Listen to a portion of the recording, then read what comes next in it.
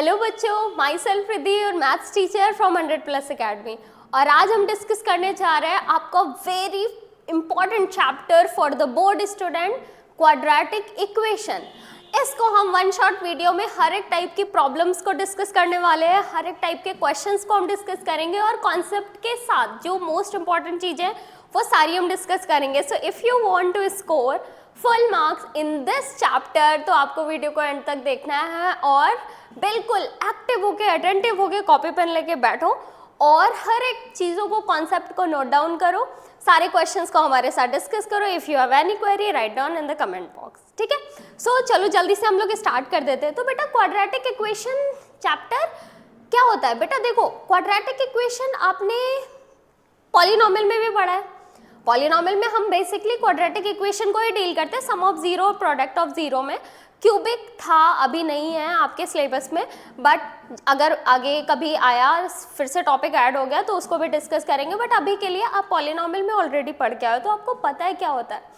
बस अभी इसको और किस तरीके से हम क्वाड्रेटिक इक्वेशंस को सॉल्व करते हैं, क्या क्या और चीज़ें होती हैं और कौन सी डिफ़िकल्ट प्रॉब्लम्स होती हैं, सारी चीज़ें वो हम डिस्कस करने वाले हैं, ठीक है। तो जनरल फॉर्म आप लोगों को पता है। अब यहाँ पर देखो, हम लोग स्टार्ट करते हैं ये चैप्टर क्लास 10th का जो सबसे इंपॉर्टेंट है। तो टॉपिक्स हम कौन से कवर करेंगे इस चैप्टर में वो हम यहाँ पर देखते हैं। सबसे पहले so I will tell you what is the standard form and what is the quadratic equation. Zeros क्या होते हैं, रूट्स क्या होते हैं, सारी चीज़ें एक बार वही roots of the quadratic equation, फिर नंबर्स, रूट्स के कितने नंबर होते हैं, सारी चीज़ें, फिर method of solving of quadratic equation, क्या क्या तरीके होते हैं सॉल्व करने के क्वाड्रेटिक इक्वेशन को, डिस्क्रिमिनेंट क्या होता है, डिस्क्रिमिनेंट क्या होता है और इसका यूज़ क्या होता है, एंड नेचर ऑफ रूट्स क्या होता है। जो नेचर ऑफ रूट्स होते हैं उनसे क्या क्या चीज़ें होती हैं, क्या होते हैं नेचर ऑफ रूट्स और उनसे कैसे प्रॉब्लम्स आती हैं जिनको हम सॉल्व करते हैं। बहुत ही अच्छा लेक्चर होने वाला है ये, मज़ा आने वाली है, बिल्कुल सारी चीज़ें हम लोग बहुत अच्छे से कवर करेंगे, बस आपको फोकस होकर देखना है। तो एक बात बताओ, जल्दी से हम लोग बात करते हैं। बेटा देखो यहाँ पर फटाक से a quadratic polynomial of the form ax² + bx + c ax। अब क्वाड्रेटिक इक्वेशन कैसे हम लोग बोल रहे हैं, क्वाड्रेटिक इक्वेशन, लीनियर इक्वेशन क्या होती है, जब वेरिएबल की हाईएस्ट डिग्री 1 होती है, क्वाड्रेटिक इक्वेशन हाईएस्ट डिग्री 2 होती है। और जिसको भी इन सारी चीज़ों में डाउट है वो मेरा पॉलिनोमियल वाला लेक्चर देख ले, ठीक है। उसमें मैंने डिटेल में सारी चीज़ें समझा रखी हैं आपको कि क्या क्या सारी चीज़ें होती हैं, कैसे कैसे हम पॉलिनोमियल को डिवाइड करते हैं, कौन कौन से टाइप से हम उनको डिवाइड करते हैं अलग अलग, उसमें वो सारी चीज़ें मैंने एक्सप्लेन करी है। अब क्वाड्रेटिक इक्वेशन में highest degree of the variable will be 2। और यहाँ पर बेटा हम एक चीज़ लिखते हैं, a can't B equals to 0। आप मुझे बताओ a b c यहाँ पर क्या है, कोफिशिएंट है। अगर a की वैल्यू 0 हो गई तो x² का कोफिशिएंट क्या हो जाएगा, 0 हो जाएगा। x² का कोफिशिएंट, अब जब x² something multiply with 0 is 0 तो हमारे पास अगर ये वाला टर्म क्या बचा, लीनियर। इसलिए हम लिखते हैं कि कोफिशिएंट ऑफ द पावर 2, मतलब सॉरी आपका जो कोफिशिएंट है ना, मतलब जो वेरिएबल की डिग्री आपकी 2 है उसका कोफिशिएंट 0 कभी नहीं होगा, क्योंकि अगर वो 0 हुआ तो क्वाड्रेटिक लीनियर में चेंज हो जाएगा। अब इसके बाद a b c हमारे क्या दे रखे हैं, यहाँ पर रियल नंबर है, is called the quadratic equation. बात समझ आ रही है? तो हमने यहाँ से क्या लर्न करा, हमने यहाँ से लर्न करा कि this is a quadratic equation ax² + bx + c where a can't B equals to 0 and a b c are what, a b c belongs to real number. a b c belongs to real number मतलब यहाँ से कुछ भी हो सकता है, ये negative number भी हो सकते हैं, फ्रैक्शन भी हो सकता है, डेसिमल भी हो सकता है, इरेशनल नंबर भी हो सकता है, कुछ भी हो सकता है नंबर, क्योंकि रियल नंबर में बिलोंग कर रहा है। Any value is a solution of a quadratic equation. Any value is a solution of a quadratic equation if and only if it satisfy the quadratic equation. कोई भी value x की कोई भी value इस quadratic equation का solution हो सकती है, लेकिन कंडीशन क्या होगी, बस वो हमारी इक्वेशन को सेटिस्फाई करनी चाहिए। फॉर एग्जाम्पल अगर मैं यहाँ पर आपको कोई भी इक्वेशन दूँ, यहाँ पर मैं कोई भी इक्वेशन लिख दूँ, जैसे लाइक मैंने लिख दिया x² + 5x + 6, x² + 5x + 6 is equals to 0। अब मैं यहाँ पर आपको क्या बोल रही हूँ कि x इज इक्वल्स टू -2 के बारे में हम डिस्कस करते हैं। x इज इक्वल्स टू -2 पे अगर मैं चेक करूँ तो -2 का होल स्क्वायर प्लस 5 इंटू ये क्या हो जाएगा -2 और ये हो जाएगा +6 = 0। ये हो जाएगा हमारे पास 4 माइनस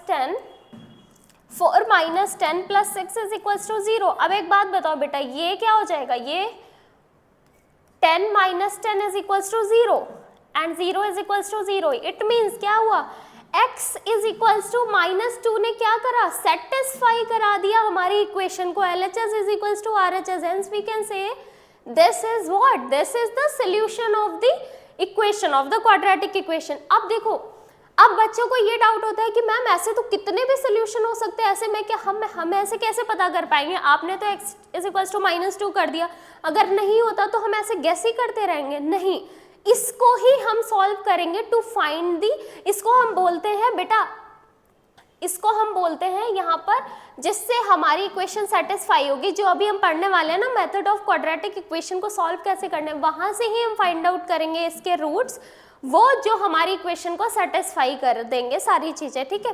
अब यहाँ पर एक चीज देखो, next method for solving the quadratic equation. Quadratic equation, अच्छा देखो यहाँ पर क्वाड्रेटिक इक्वेशन के रूट्स कितने होंगे आपको पता है, डिग्री कितनी है, 2 है, तो यहाँ पर क्या हो जाएंगे, 2 ही इसके रूट्स होंगे मैक्सिमम, एट मोस्ट हम लिखेंगे।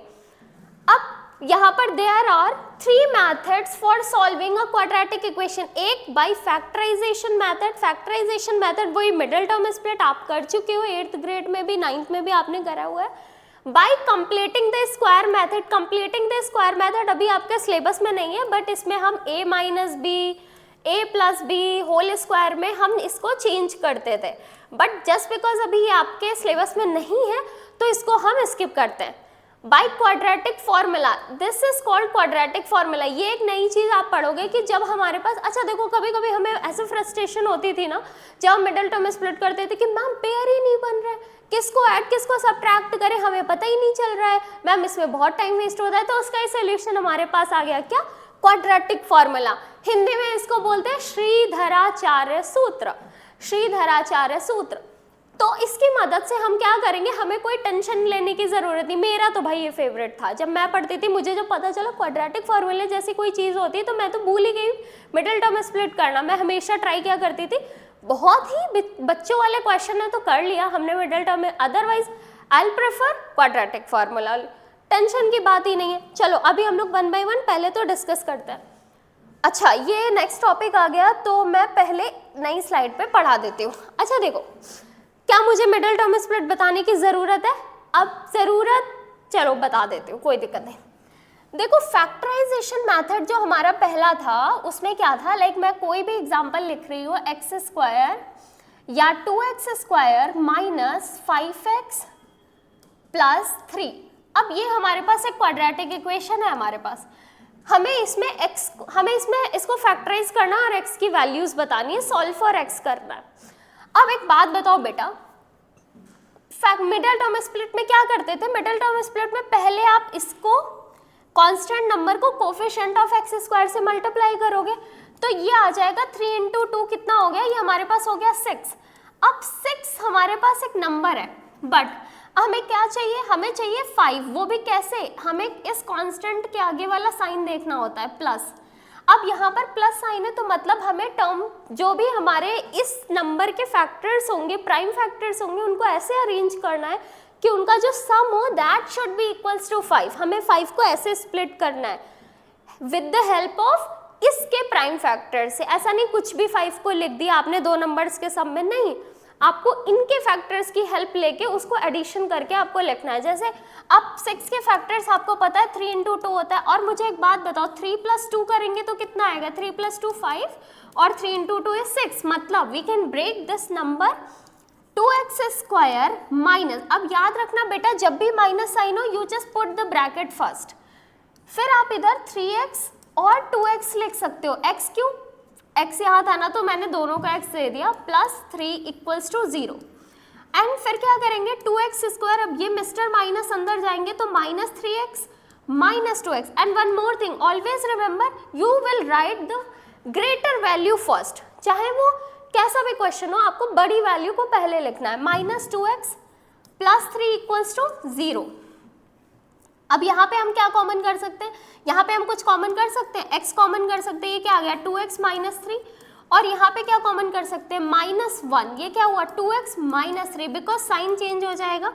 यहाँ पे हमारे पास 2x -3 आ गया और यहाँ पर हमारे पास क्या हो गया x -1, ये हो गया हमारे पास x -1 इक्वल्स टू 0। अब इसको हम 2x -3 को एक बार 0 से इक्वेट करेंगे तो x इज इक्वल्स टू क्या आ गया 3/2, एंड यहाँ पर आ गया हमारे पास x -1 इज इक्वल्स टू 0, तो x इज इक्वल्स टू 1, ये हमारे पास। So now we have 2 values of x, ये देख पा रहे हो, ये हमारे पास 2 वैल्यूज हो गई x की, समझ आ रही बात। So this is what, this is the factorisation method, this is the factorisation method. But ma'am quadratic formula क्या होता है, देखो कंप्लीटिंग तो हट गया, अब क्वाड्रेटिक फॉर्मूला डिस्कस करते हैं। अच्छा देखो कभी कभी क्या होता है, कभी कभी हमें ऐसी इक्वेशंस दे दी जाती है जहाँ पर हमें उनको स्प्लिट करना थोड़ा सा ऑड लगता है या हमें समझ नहीं आता। मोस्टली वर्ड प्रॉब्लम में बच्चों को ये टेंशन होती है, मैम मिडिल टर्म स्प्लिट ही नहीं समझ आ रहा कैसे करना है। बाकी उसके भी मैं ट्रिक्स बताऊंगी आपको, टिप्स दूंगी कुछ, बट अभी के लिए देखो यहाँ पर बेटा क्वाड्रेटिक फॉर्मूला, इसको थोड़ा सा हम रिस्पेक्ट देते हैं, तो हम इसको पहले लिखते हैं अच्छे से, क्वाड्रेटिक फॉर्मूला नेम लिखते हैं, क्वाड्रेटिक फॉर्मूला। इसको फॉर्मूला मेथड भी बोलते हैं, फॉर्मूला मेथड। अब होता क्या है, क्वाड्रेटिक फॉर्मूला होता है आपका बेटा x is equals to -b। अच्छा पहले एक बात बताइए, हम किसके रूट्स फाइंड आउट करने जा रहे हैं, क्वाड्रेटिक इक्वेशन के। तो हम पहले आपको क्वाड्रेटिक इक्वेशन, यहाँ पर क्वाड्रेटिक इक्वेशन लिख देते हैं, ये हमारी क्वाड्रेटिक इक्वेशन है। इसके कोफिशिएंट क्या है, कोफिशिएंट क्या है बेटा, a b c are the coefficient. हम बस कोफिशिएंट का ही गेम होता है। देखो मिडिल टर्म स्प्लिट करते हो या कुछ भी करते हो, तुम किस पे फोकस करते हो, कोफिशिएंट पे ना, तो सारा गेम कोफिशिएंट का होता है। तो यहाँ भी हम क्वाड्रेटिक फॉर्मूले में कोफिशिएंट ही लेंगे। देखो कैसे, x is equals to -b plus minus √b² - 4ac। I am not explaining the proof of this, but मैंने बच्चों को पढ़ाया है तो मैं उसका एक अलग से एक शॉर्ट वीडियो बना दूंगी इसके प्रूफ का, क्वाड्रेटिक फॉर्मूले के। तो those student who want to learn how we can derive this quadratic formula, they will watch that video, okay. But this is not for every student, right, सारे student के लिए नहीं होता है, तो सबके लिए बस आपको फॉर्मूला लर्न करना है, ठीक है। अगर आपको चाहिए इसका प्रूफ आप बता देना मुझे। x is equals to -b plus minus √b² - 4ac। अब देखो इसको देख के डर गए, ओ माय गॉड मैम ये क्या लिख दिया आपने, बट नहीं, ये बहुत अच्छी चीज लिखी मैंने, ध्यान से सुनो, कुछ नहीं करना है। इस पे अभी एग्जांपल देके बताती हूँ। हमने सॉल्व करना है x² प्लस यहाँ पर मैं क्या लिख देती हूँ, मैं 5x + 6, चलो मैं यही वाली इक्वेशन ले लेती हूँ और इसको मैं इससे सॉल्व करती हूँ। देखना, मैं आप बोलोगे मैम ये नॉर्मल भी हो जाएगी, but I am just explaining कि how you will solve by using this. देखो फॉर्मूला क्या करोगे, 2 बार लिखोगे, याद हो जाएगा। x is equals to -b, why am writing plus and minus, देखो x की कितनी वैल्यू आती है, 2 ना, तो यहाँ पर हम इसको ऐसे फिर स्प्लिट कर देंगे, वी विल स्प्लिट दिस। एक बार हम x is equals to -b plus √b² - 4ac लिखेंगे अपॉन 2a, और एक बार हम लिखेंगे x is equals to -b minus √b² - 4ac upon 2a। तो यहाँ से हमारे x के 2 वैल्यूज आ गए। अब मैम कुछ टेंशन लेने की जरूरत नहीं, ये तुम्हें b पता है क्या होता है, b is the coefficient of linear term, a क्या होता है कोफिशिएंट ऑफ x², और c क्या होता है कांस्टेंट, ठीक है। और एक चीज याद रखना, साइन के साथ लोगे तुम यहाँ पर वैल्यूज को। अब यहाँ पर अगर मैं बोलूँ तो a क्या है 1, b क्या है 5, c क्या है आपका, सॉरी c क्या है यहाँ पर आपके पास 6। अब देखो यहाँ पर अगर मैं वैल्यूज पुट करूँ, इस वाले फॉर्मूले में अगर मैं वैल्यूज पुट करूँ तो क्या आ जाएगा, x is equals to -b, it means -5 plus minus under root. अब b² - 4ac मैं साइड में कर लेती हूँ, b² - 4ac तुम अलग फाइंड आउट कर लिया करो। b² क्या हो जाएगा 25 minus 4 × 1 × 6, it means this is what 25 minus 24, it means 1। So root के अंदर आ गया हमारा 1 और नीचे लिखा था 2 × a मतलब 1, यानी x is equals to -5 plus minus 1, क्योंकि रूट ऑफ 1 इज 1। अब देखो इसको मैं 2 पार्ट्स में डिवाइड करती हूँ, एक बार मैं लिखूंगी -5 + 1/2, एक बार मैं लिखूंगी -5 -1/2। अब आंसर देखो क्या आएंगे, यहाँ से आएगा, पहले वाले से आंसर आएगा, इसके दो आंसर आएंगे बेटा, पहले वाले से आएगा -5, ये कितना हो गया -4/2, -4/2 यानी ये आ गया -2, और यहाँ से कितना आएगा -6/2, इट मीन्स -3। तो -2 एंड -3 आर दी जीरोस। ठीक है, समझ आ रही बात? ये बहुत इंपॉर्टेंट, बहुत बहुत बहुत इंपॉर्टेंट फॉर्मूला है आपको क्वाड्रेटिक, जितने भी आपके क्वेश्चंस हो आप इसी से सॉल्व करो। ठीक है, सारे क्वाड्रेटिक इक्वेशंस के जो भी है मिडिल टर्म स्प्लिट करने वाले वो सारे इससे अटेम्प्ट करो। और ये सबसे इंपॉर्टेंट हो जाता है जब हमें रूट वाले क्वेश्चन देते हैं ना, √2x² समथिंग लाइक दैट, तो वहाँ पे मिडिल टर्म स्प्लिट से बहुत बेटर होता है। और जब ए बी वाले क्वेश्चंस आते हैं हमारी, एक अभी मैं 20 important questions of quadratic equation लेके आऊँगी जो बोर्ड के लिए मोस्ट इंपॉर्टेंट क्वेश्चंस होंगे, उसमें मैं आपको एक एक क्वेश्चन सॉल्व करके बताऊंगी कि इससे बेटर है या नॉर्मल, कौन सा किस वाले मेथड से बेटर है। ठीक है, चलो अभी मूव करते हैं, आई होप ये समझ आया है। अब हम बात कर लेते हैं यहाँ पर nature of the roots. Nature of the roots तो होता क्या है बेटा, ये ग्रेटर का साइन। अब नेचर ऑफ द रूट्स, तो मैंने अभी जब आपको क्वाड्रेटिक फॉर्मूला बताया तो वहां पर हमने पढ़ा था, देखो डिस्क्रिमिनेंट हम यहाँ पर लर्न करने जा रहे हैं। डिस्क्रिमिनेंट क्या होता है? डिस्क्रिमिनेंट होता है d = b² - 4ac, b² - 4ac। अब मैम इसका यूज क्यों होता है? अच्छा देखो, b² - 4ac तुमने अभी देखा था ना, कहाँ देखा था? जब मैंने क्वाड्रेटिक फॉर्मूला लिखा था। क्वाड्रेटिक फॉर्मूला मैंने -b ± b² - 4ac upon 2a लिखा था ना। आप इसको ऐसे भी लिख सकते हो -b ± √d upon 2a upon 2a, क्योंकि ये d जो होता है ये b² - 4ac होता है। अच्छा, इसका यूज क्या होता है बेटा, पहले समझ जाओ फिर मैं आगे बताती हूँ, इसको कंडीशंस बताती हूँ।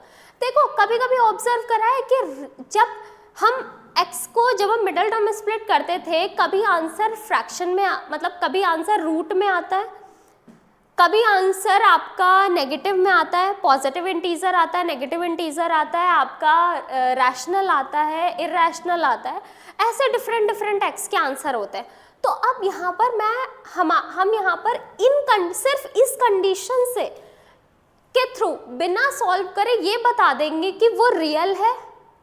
जब हमने रियल नंबर में चार्ट पढ़ा था ना, नंबर चार्ट हमने पढ़ा था, कुछ रियल नंबर होते हैं, कुछ इमेजिनरी नंबर्स होते हैं, पढ़ा था। रियल नंबर्स क्या होते हैं? रियल नंबर सारे rational, irrational, fractions, decimal, integers, whole number, natural number सारे होते हैं।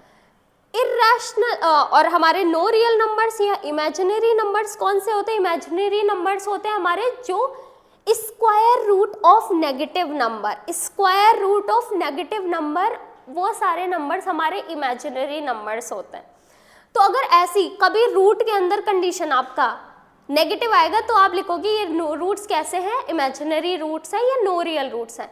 अच्छा, कभी कभी एक्स के आंसर डिफरेंट आते हैं, कभी कभी एक्स के आंसर सेम आते हैं, रियल होते रियल हैं। अब रियल में भी दो पार्ट्स हो जाते हैं। एक बार एक्स का आंसर सपोज करो 2, 3 आ रहा है, आंसर 2, 3 हुआ, कभी एक्स का आंसर होगा 2,2, तो यहाँ पे क्या है, रियल और अनइक्वल है, यहाँ पर रियल और इक्वल है, और यहाँ पर हमारे पास क्या है, नो रियल है। तो ये वाली जो सारी कंडीशन होती है बिना सॉल्व करे हम कैसे बता सकते हैं? by using discriminant formula which we are going to learn and I'll explain how you will calculate, how you will find the सारी चीजें। अब देखो एक सिंपल सी चीज जल्दी से बताओ, मैं यहाँ पर लिखती हूँ। कंडीशन देखो, सबसे पहले कंडीशन में क्या है बेटा? कंडीशन में है अगर d की वैल्यू ग्रेटर देन 0 आ रही, मतलब जब इसको तुम कैलकुलेट करोगे b a c की वैल्यू इक्वेशन से पुट करोगे, और अगर d की वैल्यू ग्रेटर देन 0 का मतलब क्या होता है? Positive value, greater than 0 positive, less than 0 negative. If greater than 0 है d की वैल्यू तो रूट्स जो होंगे वो रियल तो होंगे पर अनइक्वल होंगे, मतलब अलग अलग होंगे, रियल होंगे अनइक्वल होंगे। और अगर d की वैल्यू 0 हो जाती है, d 0 ही हो गया, तो रूट्स जो होंगे इक्वल और रियल रूट्स होंगे, रियल होंगे और इक्वल आ जाएंगे, जैसे 2,2 -2,2 कुछ भी, बट सेम होंगे। अगर d लेस देन 0 हो जाता है बेटा, अगर d लेस देन 0 होता है तो फिर क्या होगा? अगर d लेस देन 0 होता है तो यहाँ पर आपके जो रूट्स होंगे वो नो रियल होंगे, मतलब अगर इस d की वैल्यू नेगेटिव आ गई तो रूट्स आपके नो रियल होंगे। अब नो रियल होंगे तो इसके लिए अब देखो यहाँ पर मैं भी एग्जांपल देती हूँ साइड में, इसके साथ मैं एक फोर्थ कंडीशन और ऐड कर रही हूँ, when d is greater and equals to 0, तो रूट्स आपके कैसे होते हैं, रूट्स रियल होते हैं। रियल रूट्स के लिए अगर कभी कभी क्वेश्चंस लिखा होता है रियल रूट्स की कंडीशन होती है, for what value of the k, वे कुछ ऐसे पूछते हैं द वैल्यू रियल रूट्स की कंडीशन में हम ये d is greater and equals to 0 इसको लिख लो, when I will give the example आपको समझ आ जाएगा रियल रूट्स, क्योंकि यहाँ पे हम ग्रेटर वाली कंडीशन भी ले रहे हैं और लेस वाली इक्वल्स वाली कंडीशन भी ले रहे हैं। तो भाई रियल रूट्स अगर कहीं ये लिखा हुआ है रियल रूट्स तो दो कंडीशन हो गई ना, रियल और इक्वल भी हो सकता है, रियल और अनइक्वल भी हो सकता है। तो हमने यहाँ पर दोनों कंडीशन ले ली, ग्रेटर और इक्वल। ग्रेटर और इक्वल, रियल दोनों में कॉमन है, एक में अनइक्वल है एक में इक्वल है। समझ आ रही बात? अब देखो कैसे करेंगे। Like I am writing here 3 equations. First x² plus 2x plus 2। अब अगर मैं इससे बोलूं बताओ इसके रूट्स कैसे होंगे, तो इसके रूट्स अब देखो तुम यहाँ पर देखो, b² माइनस 4ac हमने फाइंड आउट करा, क्या हो जाएगा 2², b की वैल्यू क्या है यहाँ पर, b है 2, तो 2² माइनस 4 इंटू 1 इंटू 2, ये कितना हो गया 4 माइनस 8 मतलब माइनस 4। तो d की वैल्यू ये क्या था, ये d था बेटा, d कैसा आ रहा है, d is less than 0, then roots कैसे होंगे, इस इक्वेशन के रूट्स कैसे होंगे, नो रियल। कैसे होंगे, नो रियल रूट्स होंगे। बात समझ आ रही है, नो रियल रूट्स होंगे। और अभी मैंने एक एग्जांपल लिया था x² प्लस 5x प्लस 6। अब यहाँ पर देखो, यहाँ पर जब अगर मैं d फाइंड आउट करूंगी तो 25² माइनस 4 इंटू 1 इंटू 6 था, विच इज 25 माइनस 24 यानी 1, और d क्या है, ग्रेटर देन 0 आ रहा है यहाँ पर। 1 क्या होता है, 1 इज ग्रेटर देन 0, तो इसके रूट्स कैसे होंगे, रियल एंड अनइक्वल। इसके साथ साथ अगर मैं x² प्लस 4x प्लस 4 का इक्वेशन बना दूं, इसका रूट्स फाइंड आउट करूं तो b² minus 4ac equals to 0 में अब देखो क्या होगा, d is equals to 4² minus 4 into 1 into 4 यानी 16 माइनस 16 यानी d 0। When d is 0 then roots कैसे होंगे, रियल एंड इक्वल रूट्स। ये कंडीशन देखा, सिर्फ आपको इतना सॉल्व करना है, आप तुरंत बता सकते हो कि रूट्स कैसे होंगे। अब ये रूट्स कैसे, क्या बात कर रहे हैं हम लोग, रियल होंगे या नो रियल होंगे, और रियल में इक्वल होंगे या अनइक्वल होंगे। बात समझ आ रही है? तो ये हम डिस्क्रिमिनेंट में इसका यूज करते हैं। अच्छा, इसके साथ साथ मैं एक और इम्पॉर्टेंट चीज तुम लोगों को बताना चाह रही हूँ। अगर आपको इक्वेशन बिना सॉल्व करे ये पता करना है कि इसके रूट्स पॉजिटिव होंगे या दोनों नेगेटिव होंगे, एक पॉजिटिव होगा एक नेगेटिव होगा, तो उसकी 4 कंडीशन होती है। यहाँ पर हम a को पॉजिटिव लेके चल रहे हैं हर कंडीशन में। अगर कभी आता भी है तो आप कॉमन लेके उसको सॉल्व कर लो, माइनस साइन कॉमन कर लेना। फर्स्ट, अगर आपको पूरी इक्वेशन में कहीं भी नेगेटिव साइन नहीं दिख रहा है तो इसके जो रूट्स, ये हमेशा पॉजिटिव लेके चल रहे हैं, ठीक है हम लोग। अब यहाँ पर अगर आपके पास कहीं भी नेगेटिव साइन नहीं है तो इसके दोनों जो रूट्स होंगे, मैं यहाँ पर लिख देती हूँ नेचर ऑफ रूट्स, ये नेगेटिव और पॉजिटिव की बात करें, दोनों ही रूट्स इसके नेगेटिव होंगे। अब अगर मैं सेकंड कंडीशन क्या ले रही हूँ, सेकंड कंडीशन मैं यहाँ पर ले रही हूँ ax² minus bx plus c। अब यहाँ पर अगर देखो, यहाँ पर क्या होता है बेटा, यहाँ पर क्या होता है, अगर आपका सिर्फ b नेगेटिव है, बच्चों को क्या लगता है अगर सारे पॉजिटिव है तो इक्वेशन जो होगी, अगर सारे पॉजिटिव है तो दोनों नेगेटिव होंगे, अगर सारे नेगेटिव होंगे तो दोनों पॉजिटिव होंगे, बट ऐसा नहीं होता। सिर्फ b नेगेटिव है अगर, तो आपके दोनों रूट्स जो होते हैं वो पॉजिटिव आएंगे। वो कैसे होंगे, वो आपके पॉजिटिव रूट्स आएंगे। थर्ड वाले, अभी मैं इन सब का बीच बीच में जो स्पेस छोड़ रही हूँ ना, इसमें मैं आपको एग्जाम्पल लेके भी दिखाऊंगी। ax² minus bx minus c equals to 0, 1 positive 1 negative. The fourth condition, if ax² plus bx minus c equals to 0, then again 1 positive 1 negative.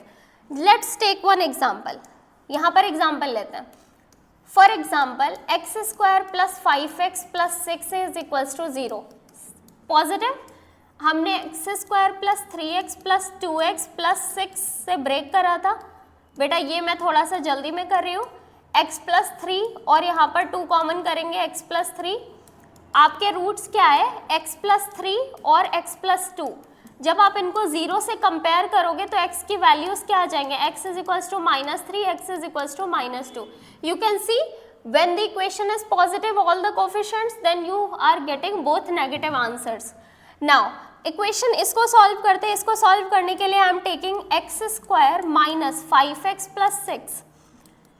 मैंने इक्वेशन सेम लेनी है, बस फॉर्म चेंज कर देते हैं। तो यहाँ पे -3x minus 2x plus 6 is equals to 0 आएगा। x कॉमन करा है, x minus 3, I am taking out 2x minus 3 and now I am just यहाँ पर x माइनस 2 का फैक्टर बन गया, x माइनस 3 का फैक्टर बन गया, equals to 0 equals to 0, x is equals to 2 और x is equals to 3. You can see when you have b negative only you are getting both positive result.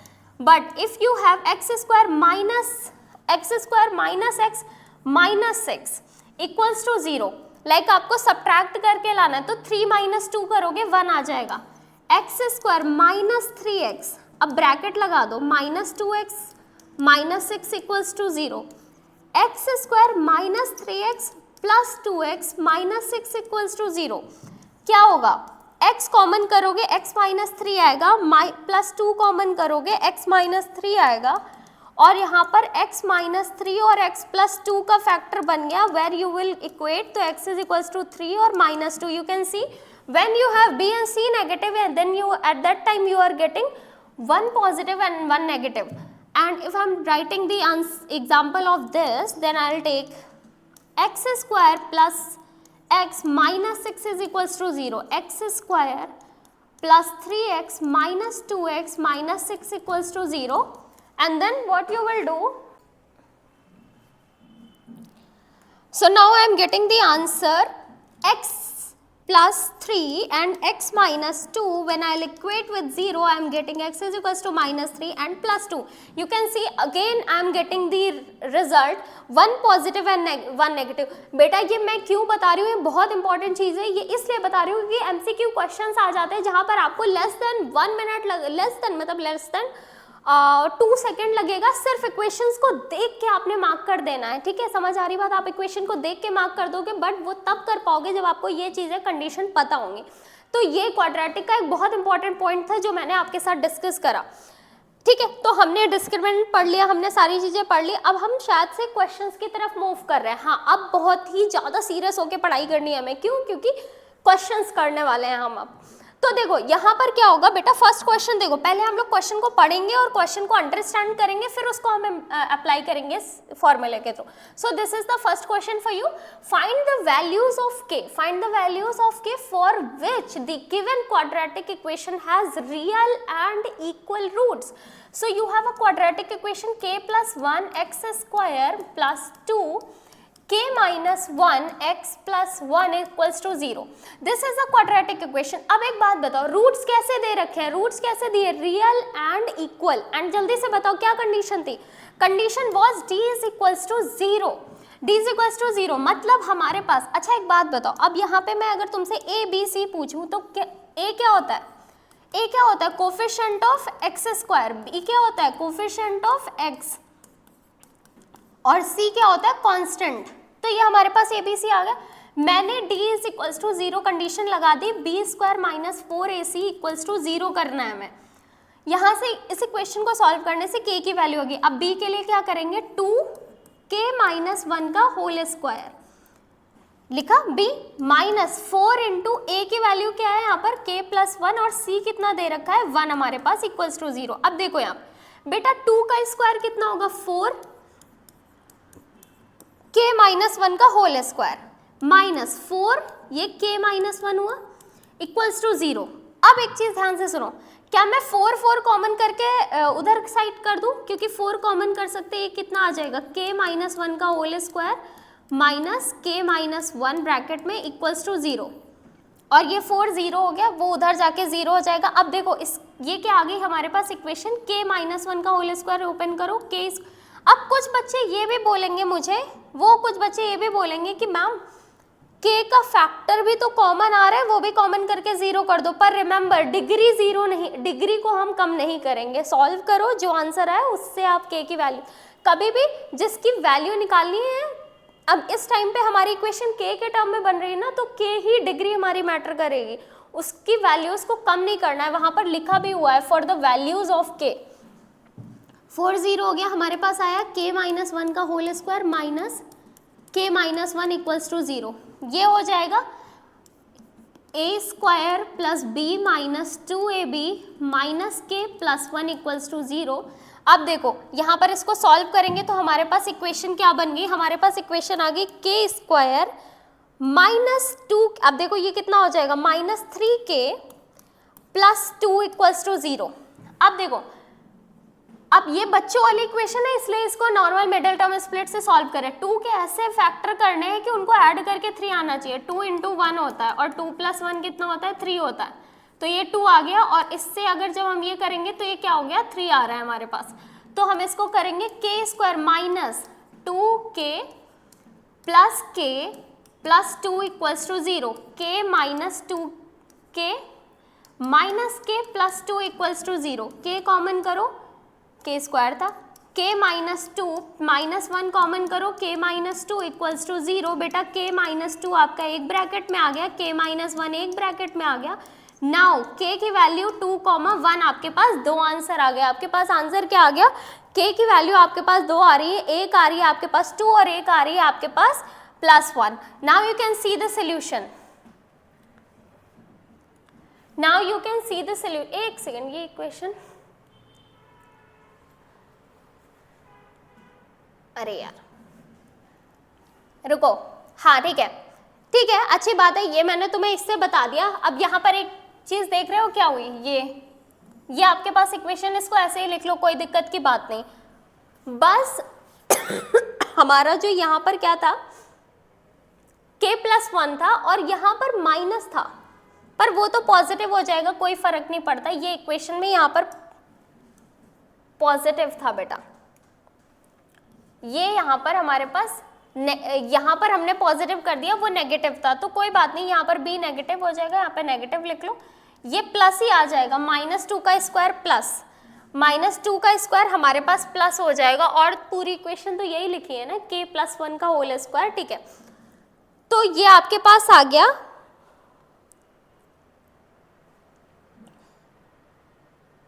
k square और ये k plus 1 है, अच्छा ये k plus 1 है, ठीक है, तो k प्लस 1 है, तो यहाँ पर क्या आ जाएगा, ये -1 हो जाएगा। एक सेकेंड, ये बाकी वैसे सही है, तुम्हें समझ आ गया होगा कि हम कर किस तरीके से सॉल्व रहे हैं इस क्वेश्चन को, हम इसको किस तरीके से सॉल्व कर रहे हैं, बट एक सेकेंड रुको ध्यान से देखो, यहाँ पर हमारे पास बेटा था क्या, ये +1 था, तो ये -1 हो जाएगा इक्वल्स टू 0, तो +1 -1 एक्चुअली कैंसिल हो जाएगा, तो आपके पास बचा क्या, k स्क्वायर -3k बचा इक्वल्स टू 0, तो यहाँ पे k कॉमन कर लो, k -3 इक्वल्स टू 0, और k को एक बार 0 से कंपेयर करो और एक बार k -3 को 0 से कंपेयर करो, तो k इज इक्वल्स टू 3, यानी आपके k की जो वैल्यूज आ रही है वो 0,3 हो जाएंगी। बात समझ आ रही है? बाकी सारी चीजें एज इट इज है। हमने सबसे पहले क्या किया, क्वाड्रेटिक इक्वेशन लिखी, हमने वो कंडीशन लगाई जो हमें दे रखी है, फिर इसके बाद हमने उसको फर्दर सॉल्व कर लिया और ये आपका आंसर आ गया। समझ आ रही बात? बहुत अच्छे। नेक्स्ट क्वेश्चन की तरफ, तो ये इसका सोल्यूशन रहा, आप इसको भी देख सकते हो, this is the solution, but जैसे मैंने बताया वो बहुत अच्छा तरीका है। अब यहाँ पर देखो नेक्स्ट क्वेश्चन हमें क्या दे रखा है, नेक्स्ट क्वेश्चन दिया हुआ है if 2 is the root of a quadratic equation, what is the meaning of root? If 2 is the root of the quadratic equation, तो हमें बताना है देन p कितना होगा, आपको बताना है p, और फिर हमें इसमें k की वैल्यू बतानी है। सेकेंड इक्वेशन में कंडीशन दे रखी है हैज इक्वल रूट्स। क्वेश्चन क्या है, if 2 is the root of the quadratic equation 3x square plus px minus 8 and then quadratic equation 4x square plus 2px plus k equals to 0 has equal roots, then find k। तो सबसे पहले हमें क्या करना है, पहले तो हमें ऊपर वाली इक्वेशन से p की वैल्यू फाइंड आउट करनी है, वो p की वैल्यू हमें सेकेंड वाली इक्वेशन में सब्स्टिट्यूट करनी है। फिर हमें इक्वल रूट्स की कंडीशन लगानी है और k की वैल्यू बतानी है। देखते हैं कैसे करेंगे। So because 2 is the root of only this equation, so for x is equals to 2, when we are putting in this equation 3x square plus px minus 8 is equals to 0 में 2 square plus p into 2 minus 8 equals to 0, ये आ जाएगा 3, 4 और ये हो जाएगा 2p minus 8 equals to 0। अब देखो कितना आ गया, ये 12 plus 2p minus 8 और ये हो जाएगा 2p plus 4 equals to 0, यानी p is equals to -2, -4/2 होगा तो p की वैल्यू -2 आ गई। अब p की वैल्यू -2 आ गई, put the value of p in equation, मतलब in the second equation. Second equation क्या है, 4x square minus 2px plus k equals to 0। अब यहाँ पर अगर मैं 4x स्क्वायर माइनस 2 और यहाँ पर -2 पुट करूँ, x k भी था यहाँ पर हमारे पास और हमने यहाँ पर लिख दिया प्लस k इक्वल्स टू 0, तो अब ये हमारे पास आ गया 4x square plus 4x plus k equals to 0। अब आपने क्या करना है, अब आपको इस इक्वेशन से k की वैल्यू बतानी है। तो कंडीशन क्या थी, for d is equals to 0, b square minus 4ac equals to 0। अब यहाँ पर लगा दो, तो b मतलब 4 square minus 4 into k equals to 0। भाई 16 माइनस 16 k इक्वल्स टू 0, तो ये उधर जाएगा तो क्या आ जाएगा आपके पास, k की वैल्यू क्या आ जाएगी, 16/16 मतलब k is equals to 1। k is equals to 1 क्यों, क्योंकि देखो ये उधर जाएगा 16 डिनोमिनेटर में, तो k की वैल्यू क्या आ गई, एक बार ही चेक कर लेते हैं क्या हमारा सही आंसर आ रहा है। यस, देखो p की वैल्यू -2 आई थी, हमने सेकेंड इक्वेशन में पुट करा और k हमारा क्या आ गया, 1 आ गया। बात समझ आ रही है, तो देखो फिर से देख लो एक बारी, हमने क्या करा, पहले हमने उस रूट, जो रूट था इसका, उसको x के प्लेस पे, क्योंकि रूट क्या होता है, सेटिस्फाई करता है इक्वेशन को, x के प्लेस पे पुट कर दिया, p की वैल्यू आ गई, उस p को हमने सेकंड वाले में सब्स्टिट्यूट करा, तो हमारे पास एक अननोन वेरिएबल बचा विच इज k। तो हमने वो कंडीशन लगा दी जो क्वेश्चन में गिवन थी, कंडीशन लगाने के बाद उस अननोन वैल्यू के भी वैल्यूज हमें मिल गई, मतलब वैल्यू मिल गई यहाँ पर। अब इसके बाद हम नेक्स्ट क्वेश्चन की तरफ मूव करते हैं। यहाँ पर लिखा है सॉल्व फॉर x। अब ऐसे क्वेश्चंस बहुत आते हैं, तो यहाँ पर मैं आप लोगों को पहले तो एक चीज बताने जा रही हूँ, बेटा कभी भी आपको ऐसे क्वेश्चंस दिए हो x - 2 plus 3x + 2 upon x - 5 equals to 0, या कुछ भी यहाँ पर 3, 2, 1 कुछ भी नंबर दे दिया जाए, तो ऐसे क्वेश्चन को कैसे सॉल्व करते हैं। ऐसे क्वेश्चन को सॉल्व करने के लिए पहले इनको मल्टीप्लाई करो, इसको मल्टीप्लाई करो, इसको मल्टीप्लाई करो। लाइक आपके पास x - 2, x - 5 और x + 3, x - 5, 3x + 2 और x - 2, ये आपके पास ऐसे इज इक्वल्स टू 3। ऊपर सॉल्व करो, नीचे मल्टीप्लाई करके इसको इस पूरे से मल्टीप्लाई कर दो, सॉल्व करोगे क्वाड्रेटिक इक्वेशन बनेगी, उसको सिंप्लीफाई कर लो। ऐसे करना है इस क्वेश्चन को। तो मैम फिर आप इसी क्वेश्चन को बता देते हैं ऐसे, आपने ये नया एग्जाम्पल क्यों लिया, क्यों, क्योंकि बेटा ये थोड़ा सा डिफरेंट क्वेश्चन है। देखो ये थोड़ा सा डिफरेंट क्वेश्चन कैसे है, यहाँ पर हमें दे रखा है 2, यहाँ पर लिखा हुआ है x + 2 upon 2x - 1, 2x - 3 minus 9, 2x - 3 upon x + 2 equals to 3। अब अच्छा एक बात बताइए, अब बच्चे क्या करते हैं, वो इसको मल्टीप्लाई करते हैं, फिर सॉल्व करते हैं एलसीएम लेके, बट यहाँ पर और इजीएस्ट वे में हो सकता है। कैसे, ध्यान से देखो, जो चीज यहाँ लिखी हुई है, पहले वाले का जो फैक्टर लिखा हुआ है, जस्ट उसका opposite reciprocal of that is here. तो ऐसे क्वेश्चन में जब ये ऑब्जर्व करो, वहां पर तुम्हें लेट कर लेना होता है, बेस्ट है। Let x + 2 upon 2x - 3 is equals to m, m let कर लिया, तो यहाँ पे क्या हो जाएगा 2m - 9, ये रेसिप्रोकल है, तो m का रेसिप्रोकल 1/m होगा, 3 हो गया। अब सॉल्व कर लो, ये हो गया m, 2m square minus 9 is equals to 3, 2m square minus 9 is equals to 3m, यानी 2m square minus 3m minus 9 equals to 0। अब हमें सब्ट्रैक्ट करके लाना है 3 और 9 इंटू 2 होता है 18 और 18 के फैक्टर्स होते हैं 6 इंटू 3 जिसमें 6 माइनस 3 होता है 3। ठीक है, तो अब यहाँ पर हम लिखेंगे 2m square minus 6m plus 3m minus 9 equals to 0, जहाँ पे हम 2m कॉमन कर लेंगे m minus 3 and then plus 3 common करेंगे m minus 3 equals to 0 and m minus 3 और ये आ गया 2m प्लस 3 इक्वल्स टू 0। अब यहाँ पर m इज इक्वल्स टू 3 हो गया और m is equals to minus 3/2, m is equals to minus 3/2 आ गया। अब भाई अब इसके बाद क्या करना है, तुम्हें x की वैल्यू बतानी है, m की वैल्यू नहीं बतानी। यहाँ पे आंसर मत लिख देना। अब जो हमने लेट करा था उसको यहाँ पर लिख देते हैं, उसको यहाँ पर लिख देते हैं। कैसे करेंगे, देखो हमने यहाँ पर m की वैल्यू क्या लेट करी थी, x plus 2 upon 2x minus 3 equals to 3। Cross multiply करो, ये क्या होगा, x plus 2 is equals to 6x minus 9। अब ये इधर आएगा तो फिर कितना हो जाएगा, ये हो जाएगा माइनस 5x इक्वल्स टू, ये हो जाएगा आपके पास आ गया कितना, माइनस 9 माइनस 2, तो x इज इक्वल्स टू 11/5 आ रहा है। चेक करें क्या एक बार आंसर, चलो देखते हैं, पहले इसको भी सॉल्व कर लें।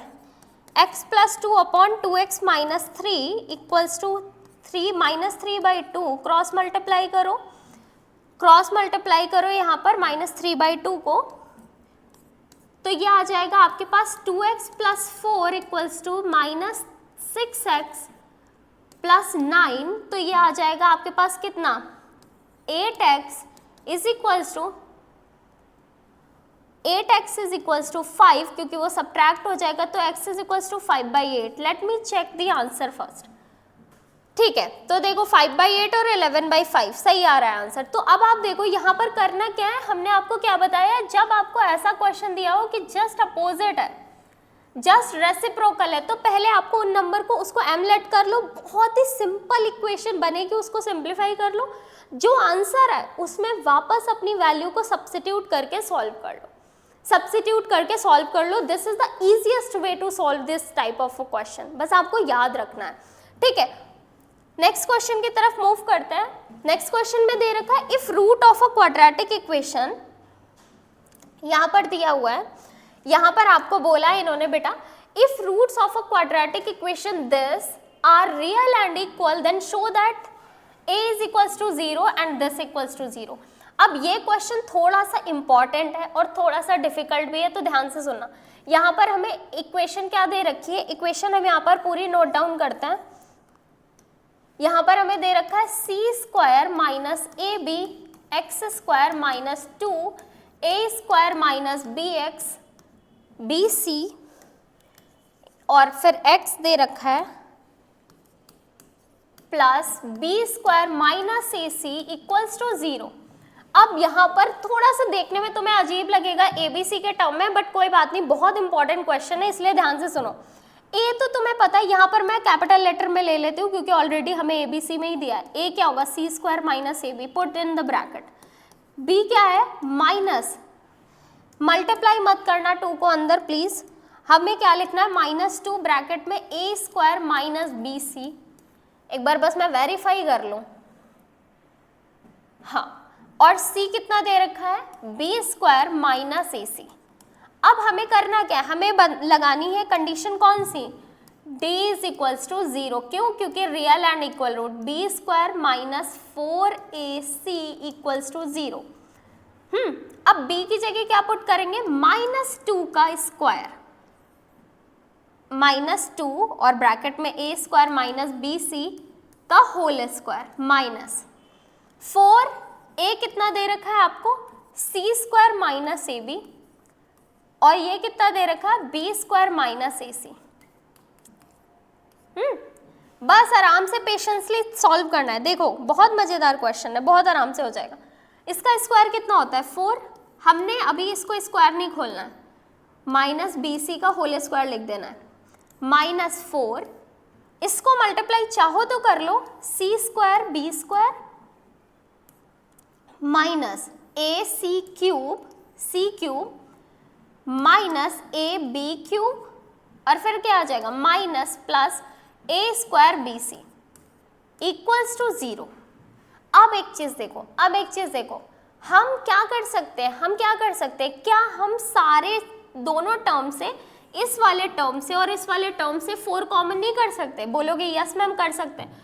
तो और वो उधर 0 हो जाएगा, तो हमारे पास बचा क्या, इसका स्क्वायर खोलो, a की power 4 plus B square C square minus 2 A B C मतलब a square B into C minus, अब मल्टीप्लाई करो, ये 4 याद रखना 4 नहीं है आपके पास, बस माइनस साइन अंदर जाएगा, C square B square plus A C cube plus A B cube minus A square B C equals to 0। Is there any value which we can cancel out? Yes, ये दो values हमने cancel कर दी। Now we have the term जो हमारे पास है, बेटा ये देखो हमारे पास ये टर्म बचे, इनको लिख लेते हैं, a to the power 4 plus a to the power 4 plus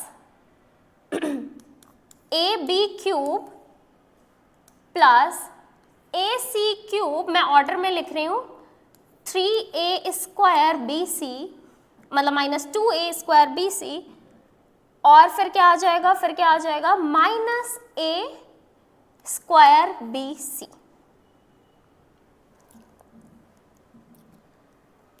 equals to 0।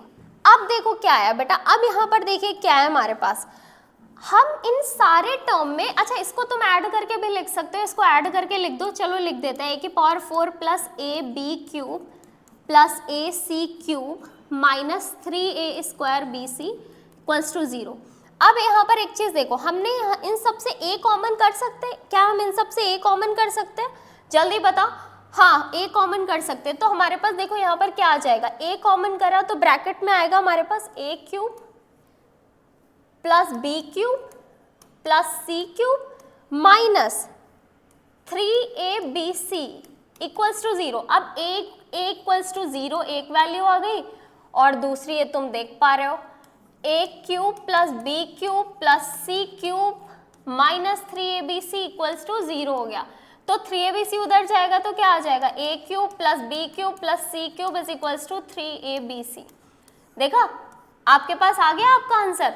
क्या करा मैंने, सबसे पहले बहुत कुछ भी डिफिकल्ट नहीं था, बस आपको आराम से समझना है। सबसे पहले मैंने ए और बी सी को अलग कर लिया, हमने कंडीशन लगाई, आराम से जो कॉमन आके नंबर्स कैंसिल हो सकते हैं उन्हें डिवाइड उधर राइट साइड ले जाके 0 कर दो। आपने आइडेंटिटी खोली, पेशेंसली आपने साइन को मल्टीप्लाई करा, फिर आपने देखा कि सारी चीज़ें जो जो कैंसिल हो रहा है ऐड हो रहा है सब कर दिया। ये फाइनल इक्वेशन सब में ए कॉमन आ सकता था, मिनिमम वैल्यू ऑफ ए, हमने वो टेक आउट करा। नाउ वी कैन सी, अगर मैं कंपेयर करूँ तो एक बार ए 0 हो जाएगा और एक बार ए क्या हो जाएगा हमारा, मतलब जो अदर फैक्टर कंपेयर करेंगे वहाँ से हमारी दूसरी वैल्यू प्रूफ हो गई, हो गया। और ये बहुत इंपॉर्टेंट क्वेश्चन है, समझ आ रही बात। नेक्स्ट क्वेश्चन की तरफ हम मूव करते हैं। ये इसका सोल्यूशन है, उसी का सोल्यूशन है ना, ये किस क्वेश्चन का सोल्यूशन है? 2 क्वेश्चन आगे हो गया क्या? ये किसी और क्वेश्चन का सोल्यूशन था, शायद किसी और क्वेश्चन का सोल्यूशन यहाँ पे पेस्ट हो गया, छोड़ो इसको। अब ये आ जाता है second one of the most important, second most important question यहाँ पर हमें दे रखा है, if AD is not equals to BC then prove that. अब आपको बताया है AD is not equals to BD, मतलब AD को और BC का जो प्रोडक्ट है वो इक्वल नहीं है, वो इक्वल नहीं होगा कभी भी। तो प्रूफ करो कि ये जो क्वाड्रेटिक इक्वेशन है इसके रूट्स नो रियल है, इसके रूट्स नो रियल है। तो नो रियल रूट्स की कंडीशन क्या होता है? नो रियल रूट्स की कंडीशन में मतलब अगर हमारा D लेस देन 0 आ गया तो वो नो रियल रूट्स की कंडीशन हो जाएगी। अब लेस देन 0 कैसे होगा, ये चीज़ हमें इन्हें दिखानी है कि भाई अगर इसका जो D आएगा वो लेस देन 0 ही आएगा हमेशा हमेशा, then we can see that roots will be no real roots. अब देखते हैं, तो हमने पहले D फाइंड आउट करना है, नॉर्मल हम D निकालेंगे, फाइंड आउट करेंगे, कोई भी कंडीशन नहीं ले रहे, b² माइनस 4ac। अब यहाँ भी चाहो तो तुम कैपिटल लेटर में ही लिख लो क्योंकि तुम्हारे पास ऑलरेडी ABC वैसे ही है, b² माइनस 4ac। तो हम यहाँ पर a की वैल्यू क्या लिखेंगे, a² प्लस b² और यहाँ पर हमारे पास b दे रखा है 2ac, जैसे मैं बता रही हूँ ना, बहुत ध्यान से समझना, bd, और ऐसे ही c हमें दे रखा है c square plus d square. अब देखो इधर हमने करा 2 ब्रैकेट में ac प्लस bd का होल स्क्वायर माइनस 4, a कितना है, a कितना है जल्दी बताओ, a square plus b square, और ये कितना है c square plus d square. देखो बेटा बहुत ध्यान से देखो, हमने क्या करना है, मैं इसको सॉल्व करती हूँ तो 4ac प्लस bd का होल स्क्वायर लिख लूँ minus 4a square plus b square c square plus d square. फिर वही चीज करना है, अब हमने यहाँ पर क्या कॉमन करा, 4 कॉमन कर लिया। अभी यहाँ पे कोई इक्वल रूट्स की कंडीशन तो नहीं थी जो 0 हो जाए, बट फिर भी हमने 4 कॉमन कर लिया। ये इसका आइडेंटिटी ओपन करो, a square plus b square, a square plus b square plus 2abcd, यहाँ पर माइनस आपने कॉमन कर रखा है, इसको माइनस साइन से पहले इसको ब्रैकेट में ही लिखेंगे हम,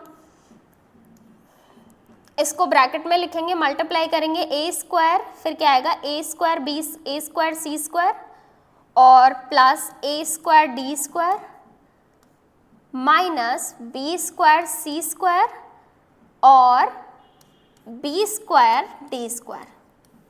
देखो a square c square, a square d square, b square c square plus का, और ये हो गया। ठीक है, अब हम क्या करेंगे, हम माइनस साइन को अंदर ले जाते हैं, तो 4 ये आएगा a square c square plus b square d square plus 2abcd minus a square c square minus a square d square minus b square c square minus b square d square. अब देखो, can you cancel out any term, b square d square, b square d square cancel, कुछ और cancel हो रहा है, a square c square cancel हो गया।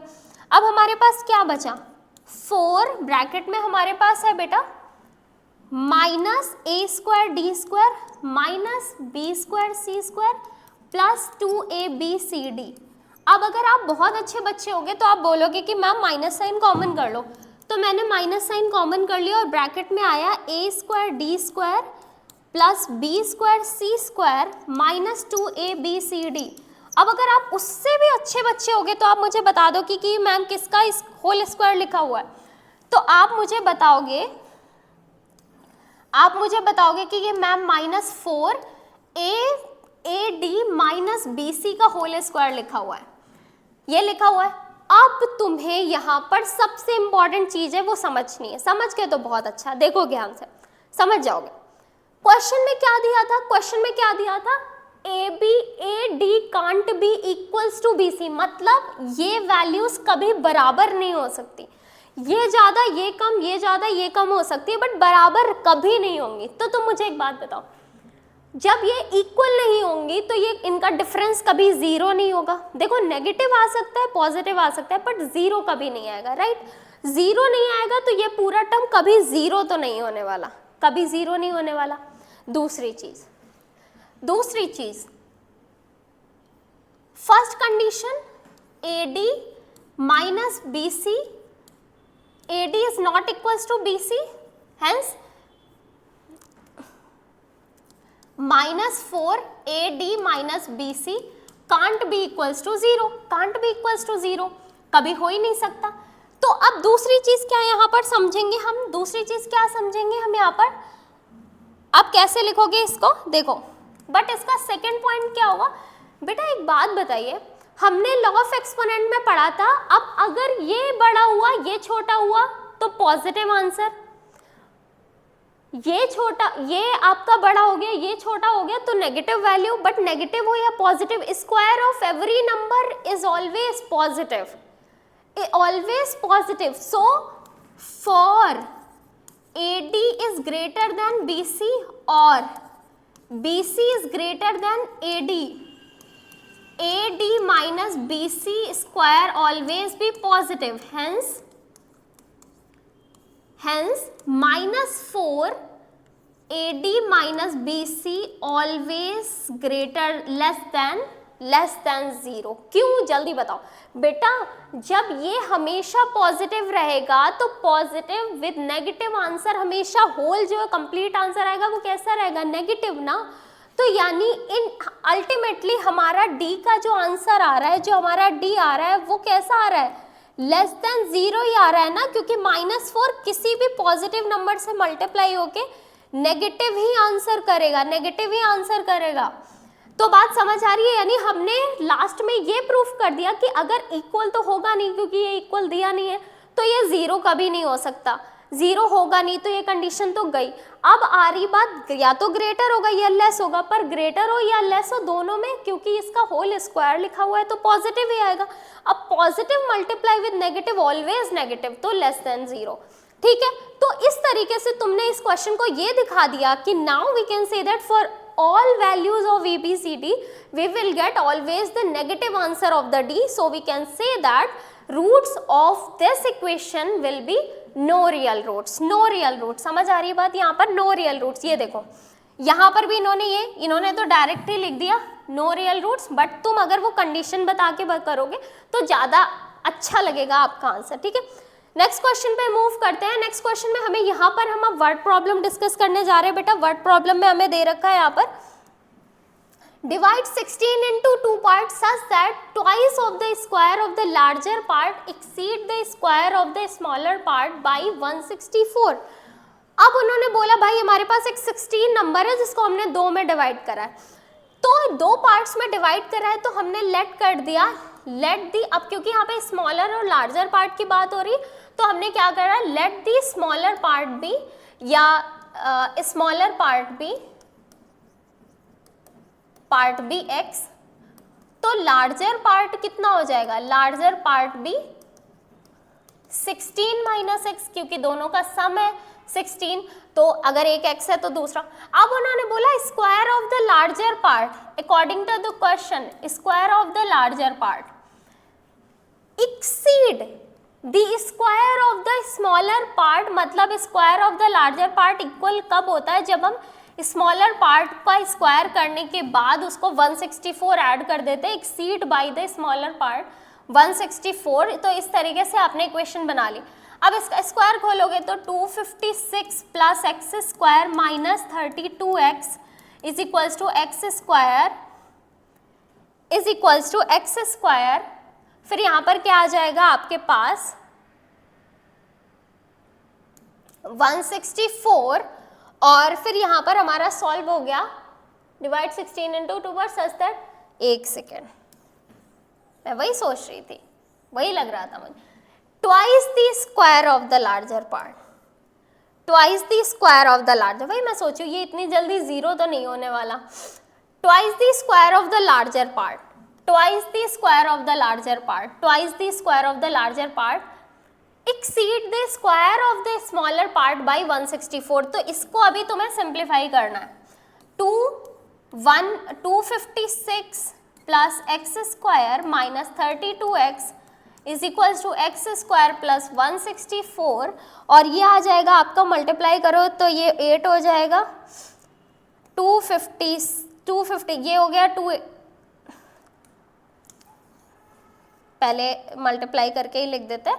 ठीक है, तो ये आपके पास हो गया 2 और ये हो जाएगा 1, 512 plus 2x square minus 64x minus x square minus 164 equals to 0। अब ये सॉल्व करोगे तो क्या आएगा, एक्स स्क्वायर माइनस 64x, और यहाँ पर क्या हो जाएगा, इसको सब्ट्रैक्ट कर दोगे तो हमारे पास आ जाएगा, इसको सब्ट्रैक्ट करोगे तो हमारे पास ये आ जाएगा 8, और ये हमारे पास हो गया 4, और ये हमारे पास बचा 348 इज इक्वल्स टू 0। और इसको अगर मैं सिंप्लीफाई करूं, अब इसको मिडिल टर्म स्प्लिट तुम कर सकते हो, इसको मिडिल टर्म स्प्लिट कर लोगे ना बेटा, इसको सॉल्व कर लिया, अब इसमें मिडिल टर्म स्प्लिट करना है। अगर नहीं समझ में आ रहा क्वाड्रेटिक फॉर्मूला, वरना आप इसको ऐसे सॉल्व कर लो, 2 1 7 और 4 2 8 7, और ये कितना हो जाएगा हमारे पास 3 2 6 3 9 29 और 1। तो हमारे पास क्या लाना है यहाँ पर, हमें हमें लाना है, एक मिनट मैं इसको चेक करती हूँ।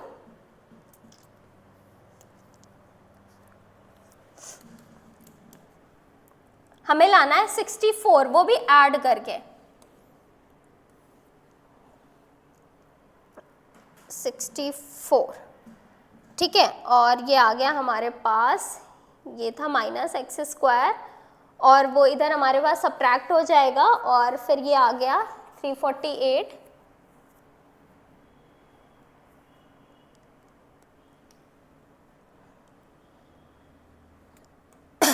तो ये इसको मल्टीप्लाई करते हैं, हम मिडिल टर्म स्प्लिट इसको कर लेते हैं, और ये हम अगर मल्टीप्लाई करेंगे बाई 2 कितना आ जाएगा, तो ये आ जाएगा 29 इंटू, अगर मैं 2 करूं तो ये आ जाएगा 8 और +6, हाँ ये आ गया ना। 58 और 6 से हम ब्रेक कर सकते हैं, 58 और हम इससे ब्रेक कर सकते हैं, -58x -6x plus 348 is equals to 0, तो x कॉमन करोगे x -58 और -6 कॉमन करोगे तो x -58 इज इक्वल्स टू 0, तो x इज इक्वल्स टू आपका 6 और x इज इक्वल्स टू 58 आ गया।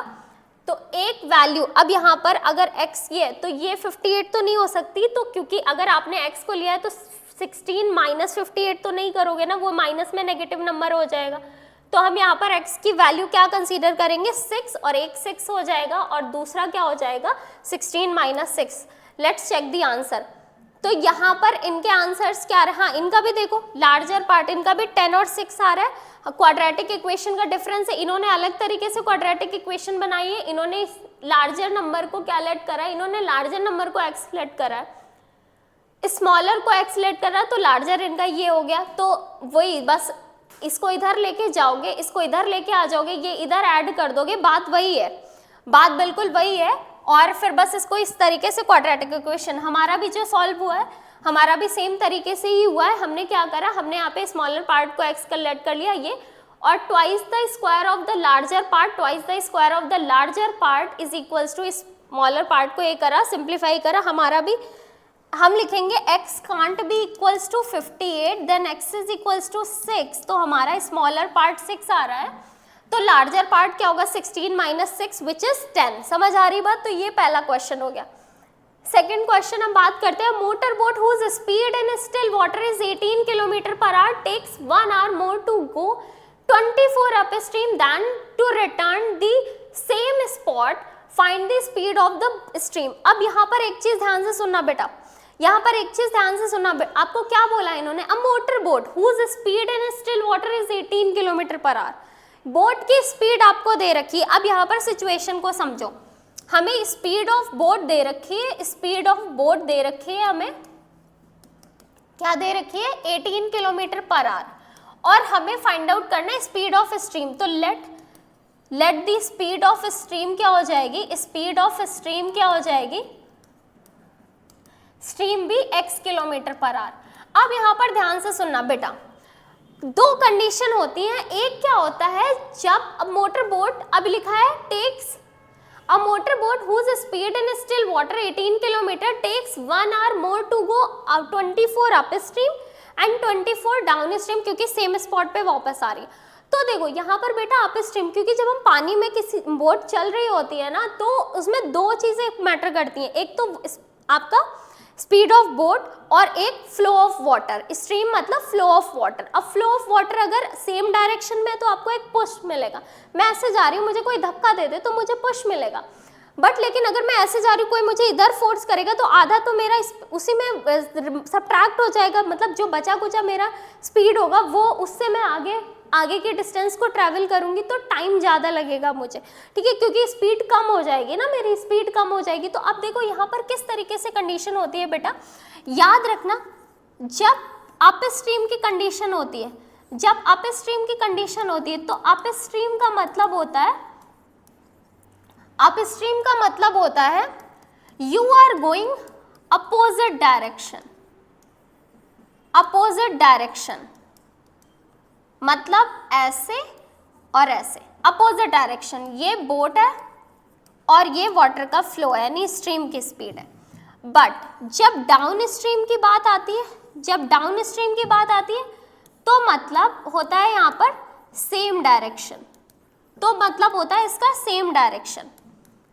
अब सेम डायरेक्शन हो गई, सेम डायरेक्शन का मतलब यहाँ पर मान लिया यहाँ पर थोड़ी देर के लिए बोट की स्पीड जो भी थी ऊपर वाले में, भाई मैं इधर जा रही हूँ, फ्लो ऑफ वाटर इधर है, तो हमारी स्पीड सबट्रैक्ट होगी, तो यानी यहाँ पर 18 की जो बोट की स्पीड है उसमें x की स्पीड सबट्रैक्ट होके जो रिजल्टेंट आएगा वो स्पीड होगी किसकी, बोट की स्पीड। बट डाउन स्ट्रीम में भाई बोट जिधर जा रही है वाटर का फ्लो भी उधर ही हो गया, तो क्या हो गया, उसको एक पुश मिल गया तो उसकी स्पीड ज़्यादा हो गई, उसकी स्पीड ज़्यादा हो गई, तो यहाँ पर सेम डायरेक्शन में उसकी स्पीड में ऐड ऑन हो जाएगा, तो यहाँ पे क्या होगी, यहाँ पे स्पीड बढ़ गई, यहाँ पे स्पीड बढ़ गई इसकी, और यहाँ पर स्पीड कम हो गई। तो लेकिन अब देखो, जब हमारी स्पीड कम है तो हमें ज़्यादा टाइम लगेगा, जब हमारी स्पीड यहाँ पे हमें 8 घंटे लग रहे हैं, यहाँ पे हमें 7 घंटे लग रहे हैं, यही उन्होंने बोला कि 1 hour more to go upstream, क्योंकि उसकी स्पीड कम हो गई, स्पीड कम होगी, धीरे धीरे चलोगे तो टाइम ज़्यादा लगेगा, दौड़ के जाओगे तो टाइम कम लगेगा, तो वो जो टाइम डिफरेंस है वो 1 है। तो क्यों ना हम इक्वेशन में टाइम डिफरेंस में ही फॉर्म कर ले। तो आपको पता है टाइम इज इक्वल्स टू क्या होता है, डिस्टेंस अपॉन स्पीड, तो हम यहाँ पर लिखेंगे time taken by boat, time taken by boat in upstream T1 is equals to 24 upon speed क्या थी 18 माइनस एक्स, और time taken by boat in downstream कितनी हो जाएगी, डाउन स्ट्रीम हो जाएगी T2 which is 24 18 plus x. अब एक बात बताओ, जब न्यूमिनेटर बड़ा होता है तो आंसर छोटा आता है, पता है ना ये चीज, न्यूमिनेटर डिनोमिनेटर बड़ा है तो आंसर छोटा आएगा न्यूमिनेटर, और यहाँ पर डिनोमिनेटर छोटा है, तो इनमें से किसमें वैल्यूज, अब एक बात बताओ, यहाँ डिनोमिनेटर छोटा है, यानी अब ऐसे समझ लो, ऐसे समझ लो, स्पीड यहाँ कम है, टाइम यहाँ ज्यादा लगेगा ना, तो टाइम डिफरेंस कैसे करेंगे, T1 माइनस T2 या T2 minus T1, T1 minus T2 ना, yes, so T1 minus T2 is equals to क्या हो जाएगा 1 आवर, तो 18 अपॉन 24 है, 24 upon 18 minus x minus 24 upon 18 plus x is equals to क्या हो जाएगा 1। ये इक्वेशन बस आपको सॉल्व करनी, कैसे सॉल्व करोगे, 24 कॉमन करो, 24 कॉमन करोगे, मैं दिखा देती हूँ, यहाँ पर देख लो, ये पूरा सोल्यूशन है, ये पूरा देखो वैसे ही सोल्यूशन, ये देखो, इसको देख लो साइड में, मैं इधर बता देती हूँ, आपको 24 कॉमन कर लेना है, ये 1 अपॉन 18 माइनस एक्स आ जाएगा प्लस 1 अपॉन 18 प्लस एक्स आ जाएगा इज इक्वल्स टू 1 है, इसको इधर इधर इधर मल्टीप्लाई करो तो 18 plus x plus 18 minus x upon 18 a plus b a minus b 18 square minus x square is equals to 1 upon 24, x और एक्स कैंसिल, एक्स और एक्स कैंसिल, अब यहाँ पर सिंप्लीफाई करोगे, यहाँ पर मल्टीप्लाई हो जाएगा, यहाँ पर क्रॉस मल्टीप्लाई कर लोगे, ये देखो, ठीक है, हमारे पास यहाँ पर ये सारी चीजें हैं ना, आप एक सेकेंड, डिफरेंस था, यहाँ पर डिफरेंस था, एक सेकेंड, यहाँ पर डिफरेंस था टाइम का, एडिशन नहीं था, डिफरेंस था, तो 24 आपने कॉमन करा, 1 अपॉन 18 माइनस एक्स आया, माइनस 1 अपॉन 18 प्लस एक्स था, ठीक है, और फिर इज इक्वल्स टू 1 हो गया, ये क्रॉस मल्टीप्लाई करो, 24 उधर गया, तो आपके पास क्या 18 plus x minus 18 plus x और अपॉन में 18 square minus x square is equals to 1 upon 24, तो यहाँ पे 18 cancel, 2x into 24 is equals to 324 minus x square, इसको क्वाड्रेटिक इक्वेशन बना के ये सॉल्व कर लो, ये देखो क्वाड्रेटिक इक्वेशन दिख रही, सॉल्व करोगे तो x की स्पीड माइनस तो हो नहीं सकती, तो हमने पॉजिटिव 6 ले लिया, because then what we can write 6 is the speed of stream, इन्होंने भी टाइम डिफरेंस पे बनाया, ठीक है, सॉल्व कर लोगे, समझ आ गई बात, समझ आ गई। आपको सबसे पहले क्या करना है, सबसे पहले आपको दोनों की स्पीड लिखनी है,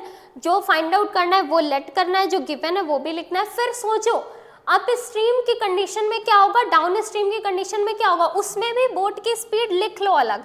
जैसे इन्होंने देखो यहाँ पर, यहाँ तो मैं समझा रही थी, यहाँ पर देखो उन्होंने लिखा हुआ है, यहाँ पर इन्होंने लिखा speed of boat stream, boat up to the stream ये 18 - x लिखा हुआ है, और जब डाउन स्ट्रीम की लिखेंगे तो वो ऐड हो जाएगी, ठीक है। अब उन्होंने भी देखो टाइम टेकन बाय बोट अलग अलग कंडीशन बना ली, अलग अलग कंडीशन बना ली, बस इक्वेशन को फॉर्म कर दे। तो time taken in upstream या speed of boat in upstream, speed of boat in downstream अलग लिख लो, फिर इक्वेशन फॉर्म कर लो। नेक्स्ट क्वेश्चन की तरफ हम मूव करते हैं। यहाँ पर लिखा है 300 apples are distributed equally among the certain number of children. हमें फाइंड क्या करना है, find the number of children. तो पहले तो हम लेट कर लेते हैं, let the number of children या number of students be x। अब x बच्चे हैं, तो एक बात बताओ बेटा, हमारे पास 300 एप्पल्स हैं and I just want to distribute equally among the all the student, then each student बच्चे का नंबर कितना होगा, each student will get 300 upon x apple। 300 upon x apple मतलब सपोज करो कि x कोई भी नंबर हो सकता है, डिवाइड बाई दिस, तो हर एक बच्चे को उतना एप्पल मिलेंगे। फिर उन्होंने बोला had there been 10 more student each would have received 1 apple less। मतलब अभी 5 एप्पल मिल रहे थे, अभी 4 एप्पल मिलने लगे, 1 एप्पल सबको कम कम मिलने लगा। क्यों ऐसा हुआ, क्योंकि 10 बच्चे और ऐड हो गए। देन नाउ अभी n number of x number of student, new number of student कितना हो गया, स्टूडेंट कितना हो गया बेटा x + 10। then each student will get कितना, अब कितना मिलेगा उसको बेटा 300 upon x + 10। अब x + 10 को 300, एप्पल तो उतने ही है, लोग बढ़ गए, लोग बढ़ेंगे तो कम कम मिलेगा। तो अब बताओ यहाँ पर ज्यादा मिल रहे थे, यहाँ पर कम मिल रहा है, यानी इन दोनों का डिफरेंस कितना है, 1 के बराबर। So according to the question 300 upon x minus 300 upon x plus 10 is equals to what, 1। Now you can solve this equation। Concept आपको समझना है, इक्वेशन तुम अब खुद से सॉल्व कर लो। देखो अभी मैंने इतनी सारी इक्वेशन समझा दी, और if you want to take the reference you can take the reference. देखो सेम है, 300 इधर डिनोमिनेटर आ गया, सॉल्व कर लिया, आपके पास एक नेगेटिव आएगा एक पॉजिटिव आएगा, you will take the positive number क्योंकि बच्चे पॉजिटिव ही होंगे, ठीक है। And 50 student is the answer. Is this clear? बहुत अच्छे।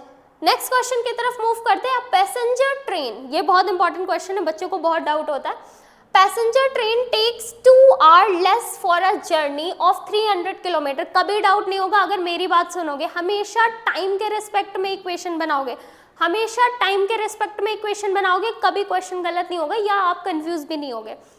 अ passenger train takes 2 hours less for a journey, और समझने का ट्राई करो, of 300 kilometer if its speed is increased by 5 kilometer per hour from its usual speed find its usual। Suppose करो कि मैं ऐसे चल रही थी नॉर्मल, अब मुझे लगा कि मैं क्या करूं, अपनी स्पीड बढ़ा देती हूँ। मैंने सोच लिया कि मैं पहले ऐसे जा रही थी, मैं स्कूल आ रही थी कुछ नॉर्मल स्पीड से, मैं जा रही हूँ दौड़ते हुए, तो आने और जाने में जो टाइम डिफरेंस आया वो 2 hours का आ गया। मतलब मेरा नहीं, ये ट्रेन का है, मेरा सपोज करो कुछ 10 मिनट्स का हुआ। तो ऐसा क्यों हुआ, क्योंकि मैंने स्पीड बढ़ा दी तो टाइम कम लगेगा, टाइम कम लगेगा ना, मैं दौड़ के जा रही हूँ और मैं नॉर्मल स्पीड, तो हमें बताना है कि वो यूजुअल स्पीड क्या थी। तो अभी तुम्हें क्या दे रखा है, टाइम डिफरेंस दिया है ना, टाइम डिफरेंस का फॉर्मूला क्या बताया, time is equals to distance upon speed, बस बना लो। तो जो फाइंड आउट करना है लेट कर लो, let the usual speed be x kilometre पर hour of the train.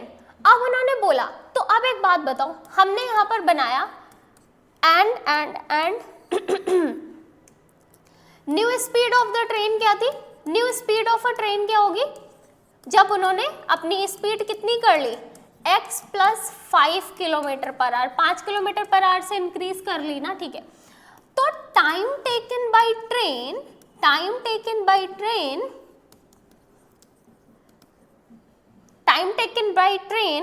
with the speed of x kilometre per hour कितना हो जाएगा, टाइम का फॉर्मूला क्या होता है, T1 is equals to distance 300 और ये हो गई x. Time taken by train with the speed of x plus 5 kilometre पर hour is what, T2 is equals to 300 upon x plus 5.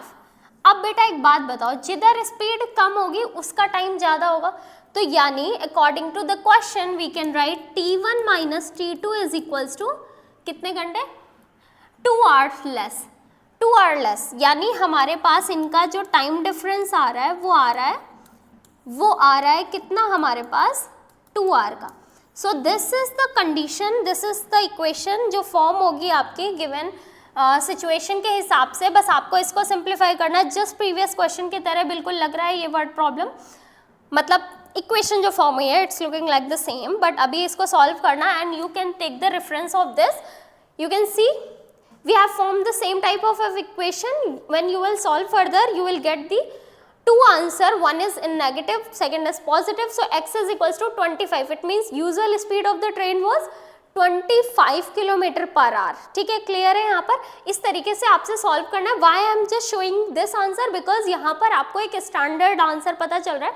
How you will write, what language you will use here, what are the steps, required steps जो आपको लिखने हैं, and how you will write your final answer, कैसे आप लिखोगे सारी चीज़ें. सो ये एक स्टैंडर्ड आंसर आपको इसलिए मैं बार बार शो कर रही हूँ कि इसको पॉज करके देखो, ऐसे ही आपको बोर्ड में आंसर करके आना है. If you want to score full marks in each and every explanation, each and every answer. Next question की तरफ मूव करते हैं. 2 pipes running together can fill a tank in this minute. If one pipe takes 5 minutes more than the other to fill the tank separately, find the time in which, oh, इसके आगे का question कहाँ गया, find the time taken in which 2 pipes can fill the tank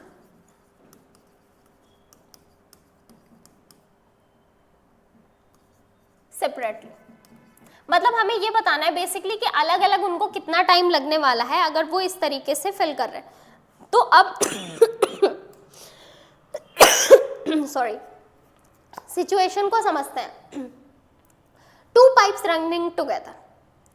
हम suppose करो कि हमने 2 tap on कर दिए और एक बकेट रख दी, दोनों को साथ में मैंने ऑन कर दिया, बट डिफरेंस इतना है, एक टैप का जो डायमीटर है, जो एक टैप का वो क्रॉस सेक्शन है वो छोटा है और दूसरे वाले का थोड़ा सा बड़ा है.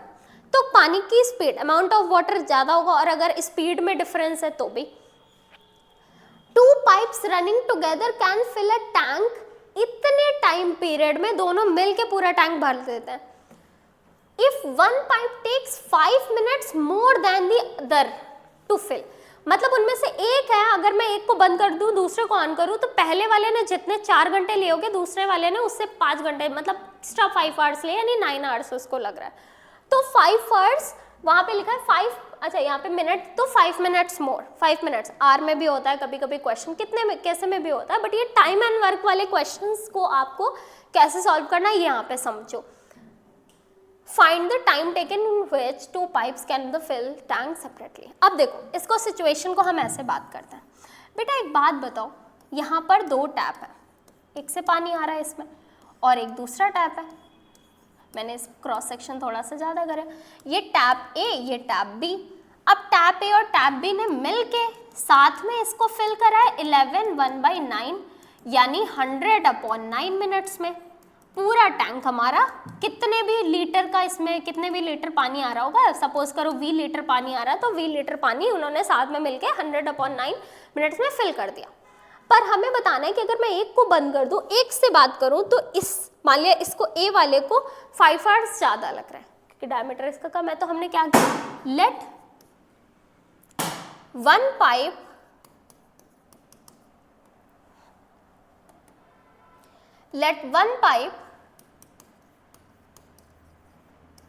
take, या pipe A takes x minutes to fill the tank and pipe B takes या तो इसको x प्लस 5 ले लो, या एक को x लेके दूसरे को x माइनस 5 ले लो। मैं इसको x मिनट ले लेती हूँ, ठीक है। अब इधर क्या बोला बेटा इन्होंने, देखो यहाँ पर सिचुएशन, अब यहाँ पर क्या बोला इन्होंने, हमने यहाँ पर लिया एक टैप, इनको पूरा टैंक फिल करने में x प्लस 5 मिनट्स लग रहा है, और एक जो ये टैप A की बात कर रही हूँ और एक टैप B है, जिनको इस टैंक को फिल करने में, इस 20 लीटर वॉल्यूम को फिल करने में इनको बस x मिनट लग रहा है, x मिनट लग रहा है। तो बेटा एक बात बताइए, if this pipe is taking x plus 5 minute to fill the पूरा टैंक, 1 मिनट में कितना पोर्शन फिल करेगा? Pipe A in 1 minute, in 1 minute, क्योंकि कोई भी इफिशिएंसी बेस्ड क्वेश्चन होते हैं उसमें 1 मिनट 1 आवर, इसका बहुत ज़्यादा ध्यान रखना होता है आपको, ठीक है। आपको इसका बहुत ज़्यादा ध्यान रखना होता है, आपको हर चीज़ 1 मिनट 1 डे 1 आवर इसके रिस्पेक्ट में निकालना होता है, क्योंकि कोई भी चीज़ की इफिशिएंसी कैसे डिसाइड होती है? आप 1 मिनट में, एक दिन में कितना काम कर रहे हो, 1 मिनट में आप कितना कोई भी चीज़ पानी फिल हो रहा है, 1 आवर में आप कितना स्टडी कर रहे हो, दैट विल डिसाइड कि आप कितने नंबर ऑफ आवर्स में ये चीज़ कंप्लीट कर पाओगे, तो वो डिसाइड करती है। तो हम यहाँ पर 1 मिनट का 1 आवर का एफिशिएंसी देखेंगे। तो अगर x मिनट में पूरा फिल हो रहा है तो in 1 minute pipe A can fill the tank is 1/x portion, 1/x plus 5th portion of the tank fill होगा बाई किसके? टैप पाइप A के। और B वाले ने कितना फिल करा उतने टाइम पीरियड में? 1/x। भाई अगर पूरा, बेटा आप लोग देखो ना, यहाँ पर पूरा टैंक अगर x प्लस 5 में है तो 1/x प्लस 5 मिनट में सपोज इतना पार्ट ऑफ टैंक फिल हो रहा है, तो उस टोटल का उतने टाइम्स पार्ट हम क्या करेंगे, ये मुझे दिखा कि 1 मिनट में अगर x प्लस 5 मिनट में टोटल, तो क्या होता है, work done upon total time होता है ना। वर्क डन मतलब पूरा टोटल वॉल्यूम जो कि v लीटर है अपॉन, अब v को सब जगह v लीटर नहीं लेते तो हम 1 कंसीडर कर लेते हैं, work done upon total time in 1 minute में कितना आपने काम करा है उसका फॉर्मूला होता है। तो यहाँ पर इसका कितना होगा, इसका 1/x पोर्शन होगा, इतना पार्ट, ठीक है। तो एक बात बताइए, अगर 1 मिनट में इतना पोर्शन हो रहा है दो, और इसका 1 मिनट में इतना हो रहा है, तो इन दोनों ने टोटल टाइम कितनी देर तक करा हुआ है उसको पूरा फिल करने में? 11/9 मिनट। तो यानी 11/9 मिनट टैप A भी काम कर रहा होगा, 11/9 मिनट टैप B भी। तो यहाँ पर एक बात बताओ, पोर्शन फिल्ड बाय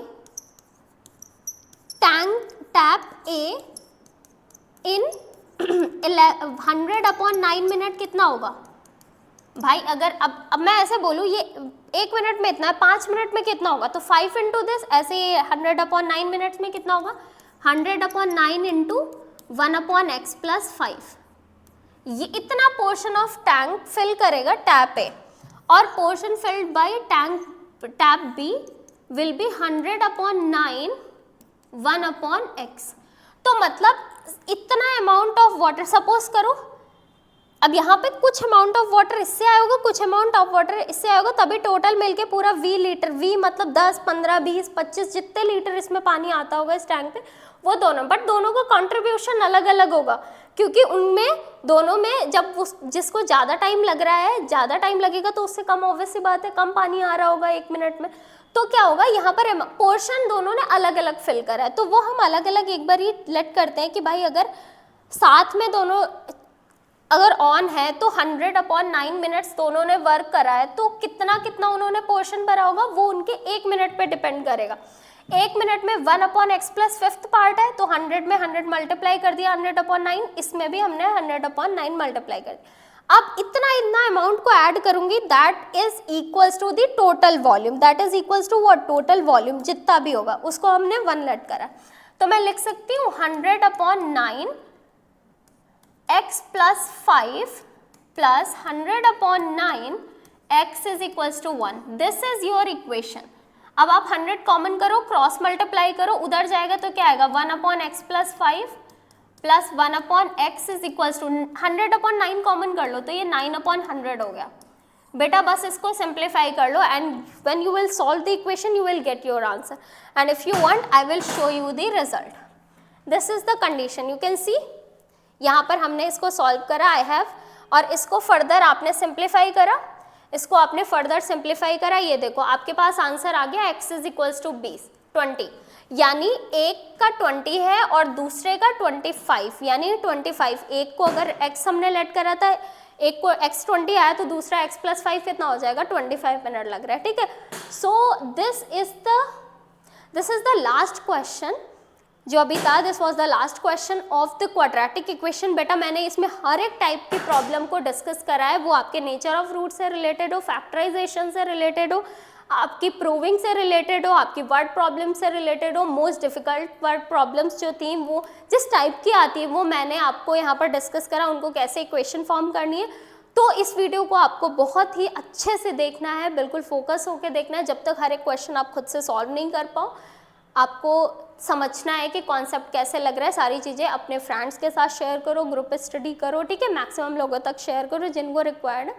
इसी तरीके से और भी जो रिमेनिंग चैप्टर हैं, आपका ट्रायंगल हो गया, आपका एरिया रिलेटेड टू सर्कल हो गया, स्टैटिस्टिक्स हो गया, प्रोबेबिलिटी हो गया, pair of a linear equation हो गया, और इवन एक अलग अलग से भी वीडियो आएंगे सिर्फ मोस्ट इंपॉर्टेंट वर्ड प्रॉब्लम्स के भी, वो भी हम डिस्कस करेंगे, ठीक है। बट लेकिन आपको हमारे साथ जुड़े रहना है और इसी तरीके से हर एक वीडियो को अच्छे से देखना है और बस फाइनल्स में स्कोर करना है कितना, वही हमारा और आपका सेम 100 आउट ऑफ 100 एम, ठीक है। सो आज के लिए इतना ही, see you in the next video, thank you so much.